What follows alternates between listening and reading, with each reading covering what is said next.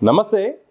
తెలంగాణ ప్రభుత్వం mid day meals విషయంలో పలు సంస్కరణలు తీసుకురాబోతుంది. ప్రధానంగా జూనియర్ కాలేజీలో పాఠశాలలో ఏదైతే మధ్యాహ్న భోజన పథకం అమల్లో మాత్రం ఇకపై విద్యార్థులతో పాటు టీచర్లు కూడా భోజనం చేయాల్సిందనే ఒక మార్గదర్శకాలు తీసుకురాబోతుంది. ఇదే సందర్భంలో పలు కీలకమైన అంశాలు కూడా, ఒకవైపు బాధ్యులు ఇప్పటివరకు ప్రిన్సిపల్ ఉంటే మాత్రం ఇకపై టీచర్లను బాధ్యత చేయడం, ఇక రకరకాల దీనిపై మాత్రం రకరకాల సూచనలు కూడా ప్రభుత్వం చేయబోతుంది. మరి జరుగుతున్న పరిణామాలు, ప్రభుత్వం క్యాబినెట్లో తీసుకున్న ఈ నిర్ణయం పట్ల ఎట్లా చూస్తారో తెలుసుకుందాం. మనతో పాటు టీపీటీఎఫ్ కీలక నాయకులు, అలాగే ఉపాధ్యాయ సంఘం సీనియర్ నాయకులు రవీంద్ర సార్ మనతో ఉన్నారు. వారితో మాట్లాడదాం. ఎట్లా చూస్తారు సార్, టీచర్లు ఇకపై విద్యార్థులతో కలిసి మధ్యాహ్న భోజన పథకం తినాల్సిందే? అంటే ప్రభుత్వము ఆ రోజు క్యాబినెట్ సమావేశం అవుతున్నప్పుడు లక్షలాది మంది టీచర్లు వాళ్ళ కుటుంబాలందరూ కూడా చాలా ఉత్కంఠతో ఎదురు చూస్తూ ఉన్నారు. క్యాబినెట్ మీటింగ్లో 1-2 డిఏలు అనౌన్స్ చేయొచ్చు, లేదా నేరుగా పిఆర్సీ ఇచ్చేసి వీటికి సంబంధించిన బెనిఫిట్స్ అన్నీ కూడా కొత్త పిఆర్సీలో కలుపుకొని ప్రకటిస్తారా, సరే నోషనల్ బెనిఫిట్స్ నెట్ బెనిఫిట్ అనేది ఉండొచ్చు, కానీ ఒక ఆర్థికపరమైన వెసులుబాటు కల్పించే ప్రకటన ప్రభుత్వం నుంచి వస్తుందని చెప్పి వేలాదిగా అప్పటికే టీవీల ముందు ఉన్న వాళ్ళు, అప్పుడప్పుడు ఇంట్లోకి చేరిన వాళ్ళు ఎదురు చూస్తూ ఉన్న సందర్భంగా నేను ఇంట్లో కూర్చున్నప్పుడు టీవీలో స్క్రోలింగ్ వస్తూ ఉంది. ఉపాధ్యాయులందరికీ పిల్లలతో పాటు బ్రేక్ఫాస్టు, మధ్యాహ్న భోజనము ఉచితం, అందరు తినాలని. అది విచిత్రం అనిపించింది. ప్రభుత్వం ఒకవైపు ఇప్పటికీ వేలాదిగా ఎంప్లాయీస్ యొక్క ఆర్థికపరమైన పెండింగ్ బిల్స్ ఉన్నప్పటికీ వాటిని చెల్లించడంలో ఒక బాధ్యత తీసుకోకుండా రేపో మాపు 500 కోట్లు, 700 కోట్లు, 1000 కోట్లు అని ప్రకటిస్తూ ఇస్తుంటే, నేటికి 2024లో పెండింగ్లో ఉన్న అనేక బిల్స్ కూడా మాకు డేటా ఉంది, కావాలంటే సమర్పిస్తాము. పిఆర్సీ ఏరియాస్ ఇప్పటికీ చెల్లింపబడి అనేక మంది 2-3 జిల్లాల్లో ఉన్నారు. ఇవన్నీ పట్టించుకోకుండా ప్రభుత్వం ప్రకటన చేయడం అనేది కొంత హాస్యాస్పదంగా అనిపించింది నాకు. ఎందుకంటే టీచర్లు ఎవరు అడిగారు భోజనాలు పెట్టామని? టీచర్లు తినలేని పరిస్థితుల్లో ఉన్నారా, లేక ప్రభుత్వం అట్లా ఆ పరిస్థితులకు నెట్టివేస్తుందా అనేది కూడా నాకు ఒక అనుమానంగా అనిపించింది.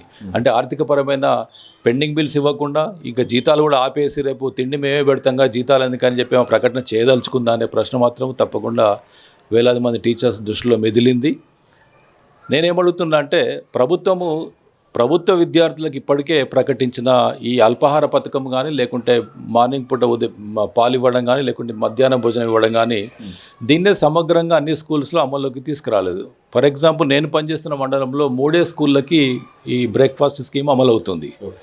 ఫస్ట్ మీరు చేయాల్సింది అన్ని పాఠశాలలకు సమానంగా బ్రేక్ఫాస్ట్ స్కీమ్ అమలు చేయాలి. అందరి పిల్లలకు కూడా సమానంగా, ఒక డిస్పారిటీ లేకుండా, భేదభావాలు లేకుండా సమానంగా అందరి పిల్లలు ఒకటే అని ఒక భావన కలిగించే విధంగా ప్రతి ప్రభుత్వ పాఠశాలలో చదువుకునే విద్యార్థికి అల్పాహారం ఇవ్వాలి, మిల్క్ ఇవ్వాలి.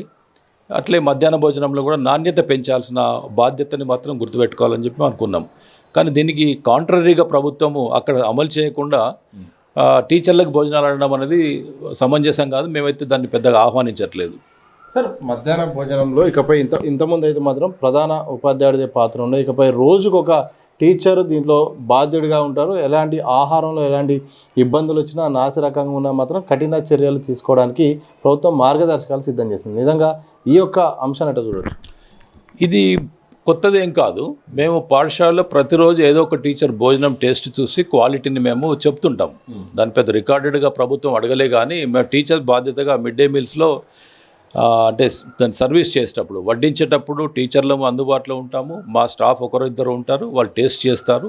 బాగున్నా బాగాలేకున్నా పైన అధికారులు అడగకుండా మాకు వచ్చిన కంప్లైంట్స్ మాత్రము మిడ్ డే మీల్ ఏజెంట్స్కి మాకు నేరుగా వాట్సాప్ గ్రూప్ ఉంటుంది. ఈ ఏరియా మొత్తానికి మన్నా ట్రస్ట్ వాళ్ళ గ్రూప్లో మేము క్వాలిటీ ఎట్లా ఉందో సబ్మిట్ చేస్తాము.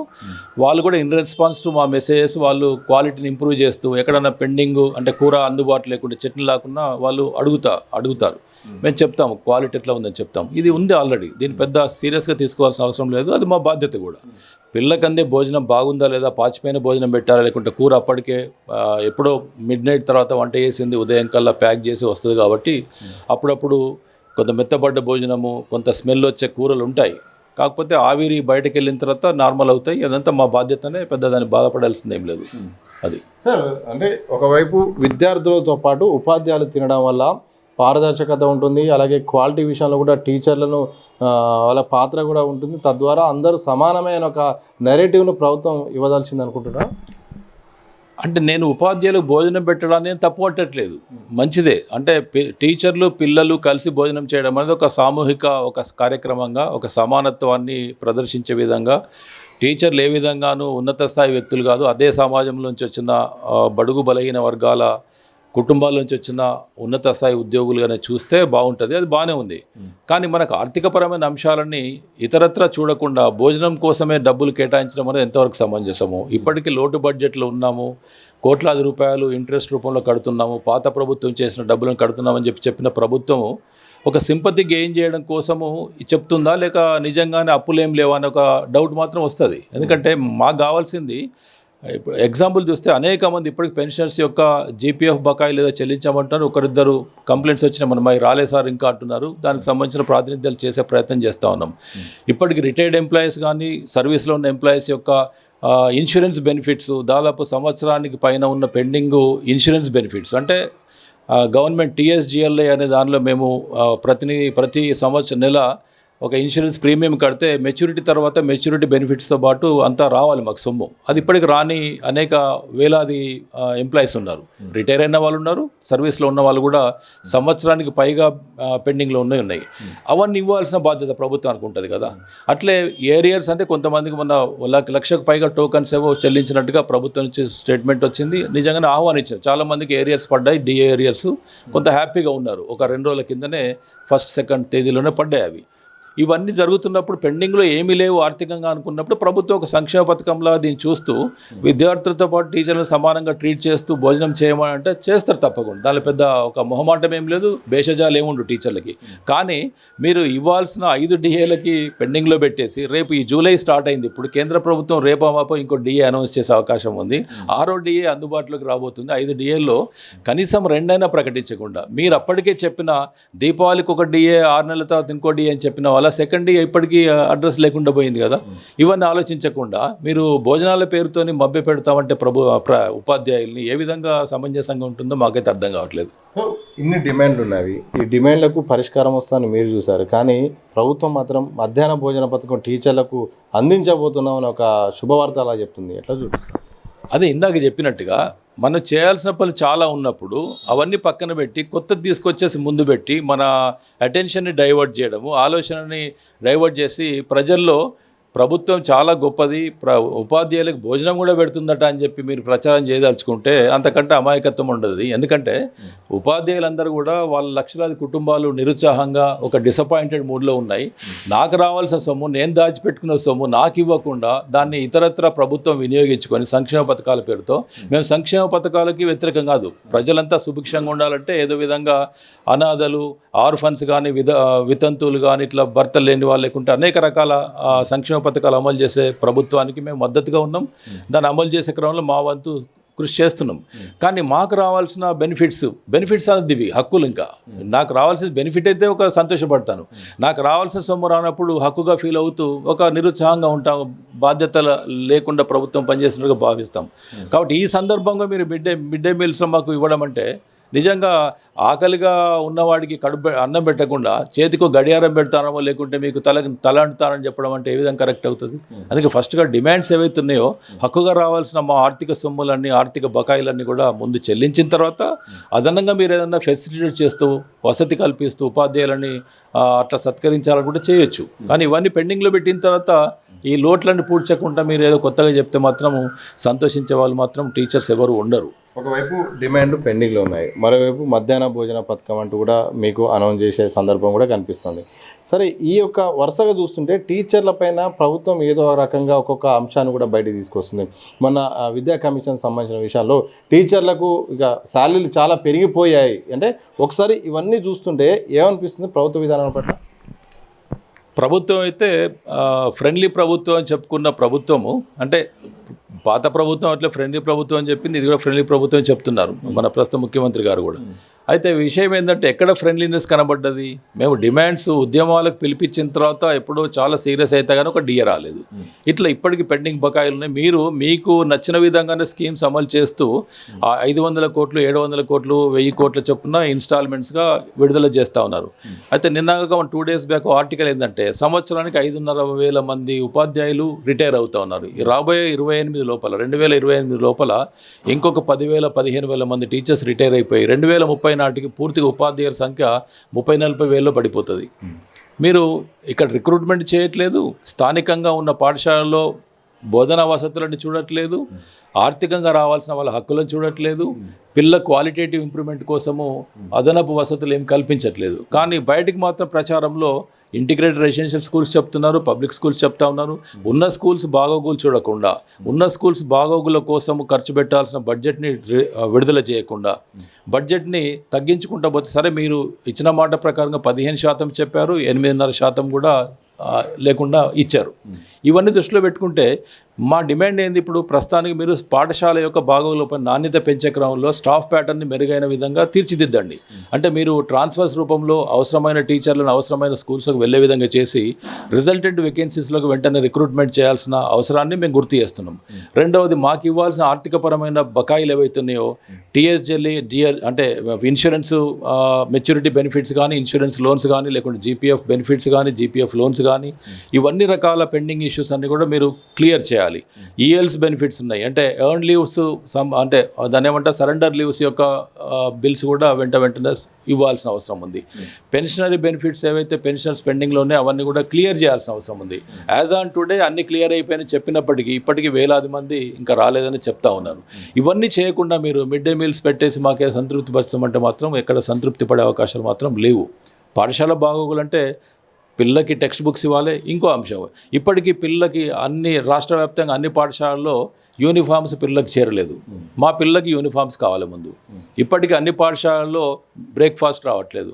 మా పిల్లలందరికీ రాష్ట్ర వ్యాప్తంగా అందరికీ బ్రేక్ఫాస్ట్ రావాలి. ఇప్పటికి మా పిల్లలందరికీ పాలు రావట్లేదు ఉదయం పూట. ఇవన్నీ ఫస్ట్ అడ్రస్ చేయండి కదా. టెక్స్ట్ బుక్స్ రాని స్కూల్స్ అక్కడక్కడ కనబడతా ఉన్నాయి.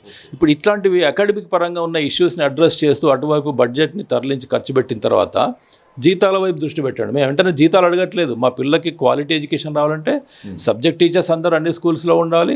ప్రైమరీ స్కూల్స్లో 1 టీచర్ 1 క్లాస్ అని, 1 క్లాస్ రూమ్ 1 టీచర్ 1 క్లాస్, ఒక క్లాస్కి ఒక తరగతి గది, ఒక టీచర్ ఉండాల్సిన బాధ్యతను మేము గుర్తు చేస్తున్నాం. ఇవన్నీ టీచర్లకు వచ్చే ఆర్థిక వసతులుగా, ఆర్థిక బెనిఫిట్స్ కావు. ఇవన్నీ పక్కన పెట్టేసి మీరు కేవలం ఒక ప్రకటన ఉపాధ్యాయులకు మిడ్ డే మీల్ పెడతామంటే మీరు ఇండైరెక్ట్లీ ఉపాధ్యాయ లోకాన్ని ఇన్సల్ట్ చేసినట్టుగానే భావిస్తున్నాను. ఇన్సల్ట్ చేసినట్టు మేము అవమానకరంగా ఫీల్ అవుతున్నాం. ఎందుకంటే మీరు భోజనం లేదా టీచర్లకు అని చెప్పి మేము అడుక్కు తింటున్నాం అనే ఒక ఫీలింగ్ ప్రజల్లో కలగవచ్చు. మాకు మీరు భోజనం పెట్టడం వల్ల మమ్మల్ని డైవర్ట్ చేసి మీరు మిగతా రావాల్సిన ఆర్థిక వసతులని, ఆర్థిక హక్కులని కూడా దాటవేసే ప్రయత్నం చేస్తున్నట్టుగా మాత్రం భావించాల్సి ఉంటుంది. కాబట్టి ఏం చెప్పదలుచుకున్నారు ప్రభుత్వానికి? ఈ క్యాబినెట్లో చాలా కీలకమైన డిస్కషన్ చేయాల్సిన ఇలాంటి సందర్భంలో ఈ అంశం పైన చర్చ రావడం అట్లా ఏం చెప్తారు? ప్రభుత్వానికి మీరు చేసే సూచన ఇచ్చారు. ఇంకోటి ఏంటంటే గవర్నమెంట్ మొన్ననే ఎంప్లాయీస్ హెల్త్ కార్డ్స్ పేరుతోని అనేక రోజులుగా ప్రకటన వస్తూనే ఉంది. ప్రకటన రూపంలో ఉంది. చివరికి రేపో మాపు వచ్చింది మీకు June 1, 2 నాటికి హెల్త్ కార్డ్స్ ఇస్తామని చెప్పి ప్రభుత్వం చెప్పింది. ఆ మాట మీద నిలబడాలి కదా ప్రభుత్వం. June 2 నాటికి ఇవ్వాల్సిన హెల్త్ కార్డ్స్ ఇవ్వకుండా జూన్లో జీతమే కట్ అయింది. 1.5% చొప్పున జీతాలు కట్ చేసినారు. దాన్ని గట్టిగా మాట్లాడి సంఘాలు పోయి జేఏసీ కానీ ఉపాధ్యాయ సంఘాలు కానీ వెళ్ళి మాట్లాడినప్పుడు కొంత డిలే అయింది అది అని చెప్పినారు. సరే మొన్న ట్రస్ట్ ఏదో కూర్చుంది, ఒక మీటింగ్ పెట్టారు, ఒక గైడ్ లైన్స్ అవి ఇచ్చినారు. గైడ్ లైన్స్ కూడా అసమగ్రంగా ఉన్నాయి. ఇద్దరు పెన్షనర్స్ అయితే ఒకటే ఫ్యామిలీలో ఉంటే వాళ్ళకి ఏ విధంగా డిడక్షన్ చేస్తారనే విషయం కూడా వాళ్ళు పొందుపరచలేదు. ఇప్పుడు జూలై శాలరీలో కూడా మాది 1.5% కట్ అయింది. నేటికి మాకు హెల్త్ కార్డ్స్ లేవు, హెల్త్ కార్డ్ రాలేదు. ఆన్లైన్లో చూస్తే పాతే ఉన్నాయి. రెండవది, ఏ హాస్పిటల్కి వెళ్ళినా అది పనిచేస్తుందో తెలియదు. అంటే మీరు ఇప్పటికి కూడా విధి విధానాల్లో ఎంప్లాయీస్ హెల్త్ కేర్ ట్రస్ట్ ద్వారా రావాల్సిన బెనిఫిట్స్ ఏవైతే మాకు ఈహెచ్ఎస్ కార్డు రూపంలో వస్తున్నాయో అవి ఇప్పటికీ చెల్లుబడి కాలేదు.